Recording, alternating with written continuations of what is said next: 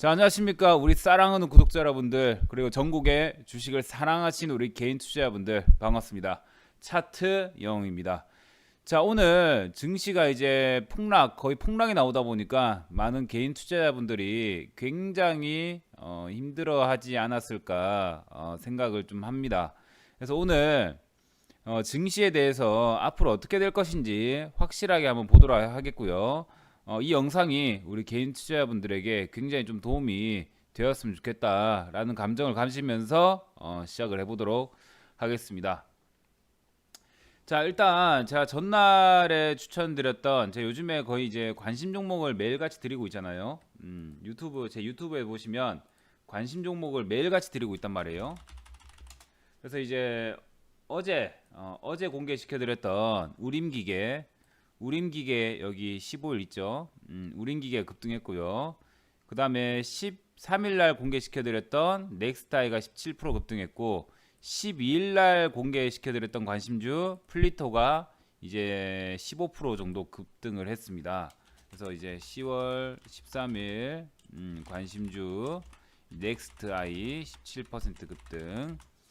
이렇게 해서 지금 제가 드리는 관심 종목들이 좀 올라가는 종목들이 서서히 좀 나오고 있습니다. 그래서 일단 수익 나신 분들 전부 다 축하드린다 말씀을 드리겠고요. 앞으로도 좋은 종목들 그리고 안정적인 종목들 좀 잘 드리는 그런 차트용 채널이 되도록 하겠습니다. 그래서 오늘은 시황 방송을 좀 찍으려고 합니다. 오늘은 사실 종목이 제가 쭉 찾아봤지만 시장이 흘러내리면 다 끝이다 라는 생각 때문에 종목보다는 이제 시장을 조금 잡아드려야 되지 않나 라고 개인적으로 좀 생각을 합니다. 시장을 한번 살펴보도록 하겠습니다. 자, 지금 시장을 좀 보시면 업종 차트를 한번 보겠습니다. 일단 코스피부터 보시면요, 코스피 같은 경우에 지금 고점이 이제 같아지는 흐름들이 나왔다가 이제 고점이 낮아지는 흐름들이 좀 나오고 있죠. 쌍고점 이후에 고점이 낮아지는 패턴이 나오고 있다면 이거는 주가가 한번 떨어질 수 있다, 이렇게 좀 볼 수 있겠거든요. 기술적으로 본다면. 근데 지금 이제 월봉으로 본다면 일단 월봉을 한번 볼게요. 월봉으로 본다면 중요한 라인대가 제가 지난번에도 계속 말씀드렸지만 이제 2250포인트다 이 말씀드렸죠. 그래서 지금 코스피 같은 경우에는 제가 보기엔 최대로 많이 떨어진, 진짜 너무 많이 떨어진다 하더라도 2250포인트고, 좀 이제 어느 정도 떨어졌네 하면 2300포인트에서 2280포인트 정도, 2300에서 2280포인트 요 정도가 좀 단기간에 좀 떨어질 수 있는 폭들 아닌가 생각을 좀 합니다. 그래서 여기서 저점이 높아져 가면서 다시 올라간다면 이거 한번 더 급등이 나올 수 있고요. 근데 이게 만약 저점이 높아지는 게 아니라 저점이 만약에 낮아진다면 이거 하락 추세로 전환입니다. 낮아진다면 하락 추세로 전환이기 때문에 지금 굉장히 중요한 구간이다 라고 저는 개인적으로 좀 생각을 합니다. 그래서 코스피 같은 경우에는 2300, 2280포인트가 지지라인 대인데 여기를 막 이탈한다면 2240포인트대를 이탈한다면 이거 쭉 떨어집니다. 쭉 떨어질 수 있기 때문에 이거 조심을 해야 돼요. 그래서 제가 보는 관점으로는 2300포인트 이탈하거나 2290포인트 정도 이탈한다면 좀 조심을 해야 되는 구간 아닌가 라고 개인적으로 좀 생각을 하고요. 지금 코스피 같은 경우에 고점이 낮아지는 구간이 나올 수 있고, 그 다음에 환율 같은 경우에서도 지금 환율이 제가 보기에는 한번 급반등이 나올 수 있다고 제가 며칠 전부터 계속 말씀드립니다. 환율이 조만간 급반등이 나올 수 있고 환율이 조만간 저점일 수 있다. 왜? 환율은 언제까지나 떨어질 수 없습니다. 영원히 떨어질 수 있는 개념이 아니에요. 환율 같은 경우에 많이 떨어져봤자 어차피 지금보다 정말 많이 떨어진다면 지금보다 한 10% 정도 낮아진 가격대면 환율은 저점이에요. 그러니까 환율이 이 정도로 떨어진다는 것은 증시가 오른다는 것인데, 그 환율이 언제까지나 떨어지지 않기 때문에 어떻게 된다?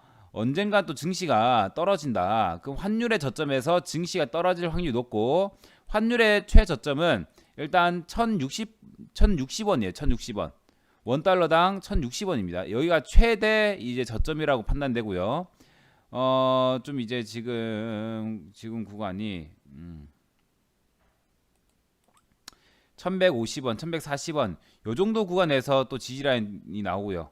그다음 더 떨어진다면 1100원대 요 정도에서 또 지지라인이 또 나옵니다. 그래서 환율 같은 경우에는 급반등할 수 있는 구간들이 나오고 있기 때문에 이거 좀 조심을 해야 된다. 환율이 올라간다면 증시가 분명 올라갑니다. 그다음 코스피 같은 경우에 지금 고점이 서로 낮아지고 있기 때문에 조심을 해야 되는 구간 맞아요. 그리고 이슈들까지도 어떤 이슈가 나오고 있냐면 이거 중요한 거예요.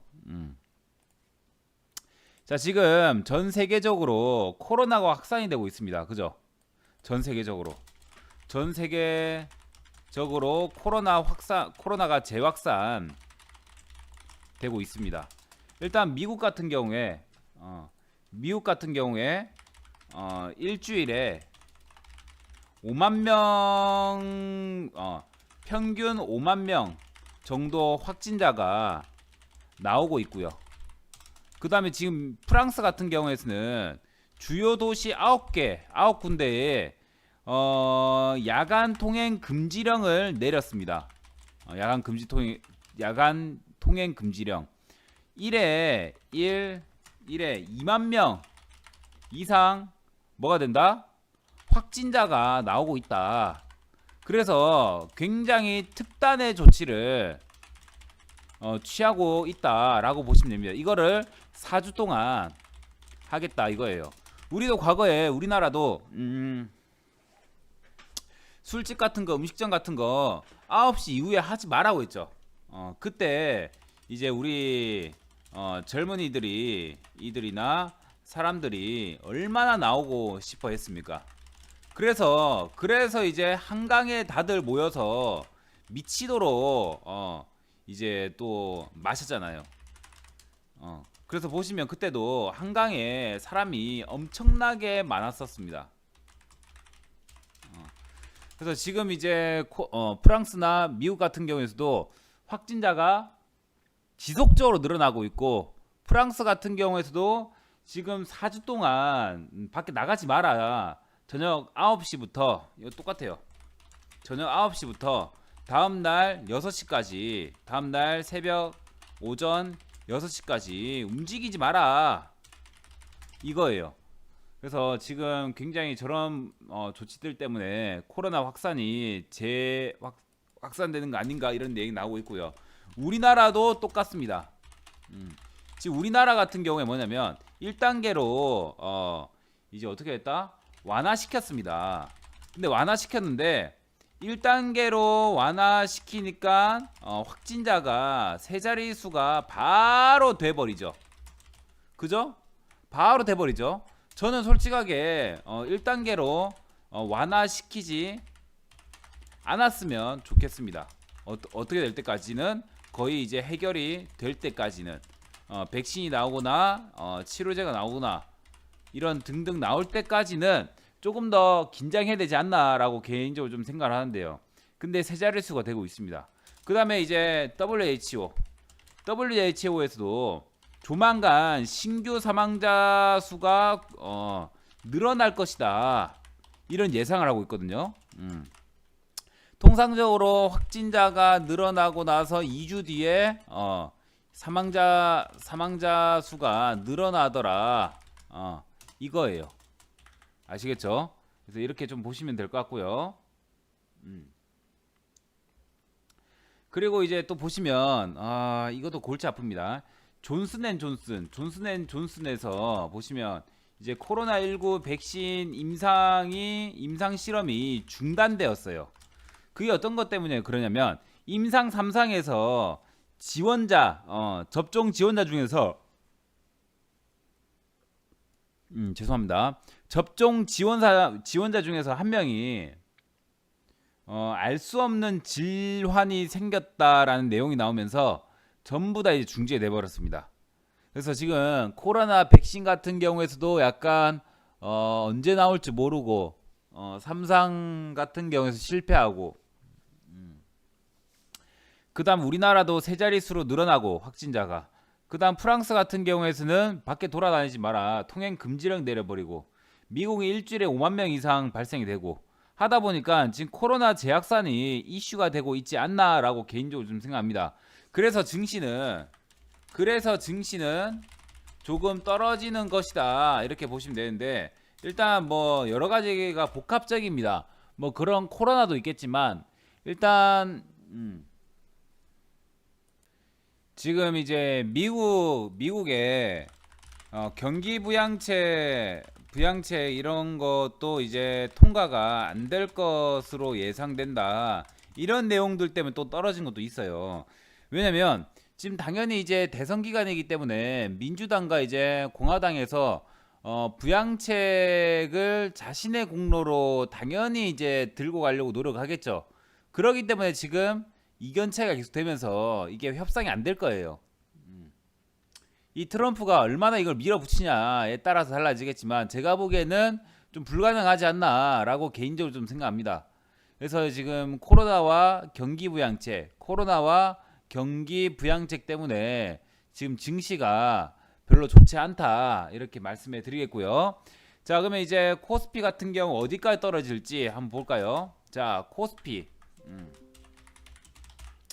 자, 최대치는 2250포인트예요. 최대치는 2250포인트. 여기를 이탈하지 말아야 됩니다. 최대치는. 여기 이탈하지 않는다면 2250포인트 이탈하지 않는다면 아직 상승 추세에 대한 여력은 있습니다. 상승에 대한 여력은 있다라고 보시면 돼요. 이탈하지 않을 시 상승에 대한 여력 충분하다 보시면 될 것 같고, 2200 그러면 이제 2280포인트에서 2300포인트에서 이탈 나온다면 2250포인트 2210포인트 요 정도까지 해서 떨어질 수가 있단 말이에요. 그래서 일단은 제가 보기에는 좀 쌍저점을 잡지 않을까, 저점이 높아진 쌍저점을 잡지 않을까 예상을 좀 하고요. 쌍저점 잡히면서 다시 한번 올라가지 않을까 예상을 좀 합니다. 왜냐면 지금 예탁금 같은 경우에서도 그렇게 적은 편도 아니고요. 개인 투자자들의 매수가 계속 들어오고 있단 말이에요. 지금 예탁금이 54조, 조금 빠져나갔지만 54조, 신용이 이제 17조, CMA가 좀 줄었고요. 여튼 그래서 결론적으로는 지금 이제 예탁금, 그 다음에 융자 이런 것들 다 줄진 않았어요. 그래서 아직까지는 대폭락까지는 좀 힘들겠지만 저점을 높아오는 그런 이제 패턴이 만들어진다면 한 번 더 올라갈 수 있단 말이에요. 그래서 지금 제가 보기에는 월봉상 봤을 때는 떨어진다 하더라도 어떻게 된다? 2300포인트 정도가 알맞지 않을까라고 예상을 좀 합니다. 아시겠죠? 그래서 지금은 조금 더 떨어질 확률이 어느 정도 좀 있다라고 생각하시면서 좀 대응하는 게 좀 좋을 것 같습니다. 그다음 코스닥 보겠습니다. 코스닥은 이제 오늘 마이너스 3.24%까지 떨어졌다가 마이너스 1.98%까지 올라왔거든요. 코스닥 같은 경우에는 이것도 똑같아요. 코스닥의 중요한 구간은 825포인트, 그 다음에 760포인트, 요 정도가 굉장히 중요한 구간입니다. 중요한 구간. 그래서 지금 월봉상 봤을 때는 820포인트, 25포인트 요 정도를 이탈하지 않는다면 한번 더 올라갈 거라 생각되는데요. 여기 이탈한다면 760까지 떨어집니다. 자, 코스닥 보겠습니다. 코스닥은 825포인트 이탈 시 760포인트까지 최대 떨어질 가능성이 있다라고 좀 보시면 되는 거예요. 아시겠죠? 그래서 이제 코스닥 같은 경우에는 825포인트 여기가 굉장히 중요합니다. 이게 중요한 거예요. 이게 중요합니다. 그래서 여기를 딛고 나서 저점이 높아지면서 다시 올라갈지, 아니면 여기 이탈 나오면서 760포인트까지 떨어질지 이걸 봐야 돼요. 아시겠죠? 그래서 코스피는 2250포인트를 이탈하지 않게끔 않게끔 안 와야 된다 말씀 좀 드리겠고요.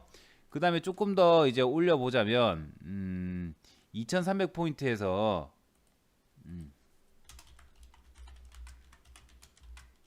2280포인트 2300에서 2280포인트 사이에서는 지지가 나올 것으로 예상이 됩니다. 근데 만약에 지지가 나오지 않는다면 2250포인트까지도 봐야 됩니다. 아시겠죠? 그 다음 코스닥 같은 경우에서는 지금 825포인트를 이탈한다면 760포인트도 이탈할 수가 있습니다. 저 어느 정도 좀 위험한 구간이 좀 되지 않나 라고 생각하거든요. 그래서 결론은 뭐냐면 일단 시장은 더 올라갔다가 떨어질 수도 있고 더 올라갔다가 떨어질 수도 있고 지금 당장 떨어질 수도 있고 뭐 그래요. 그럼 결론은 뭐예요? 떨어질 가능성이 굉장히 높다란 거 아니겠습니까?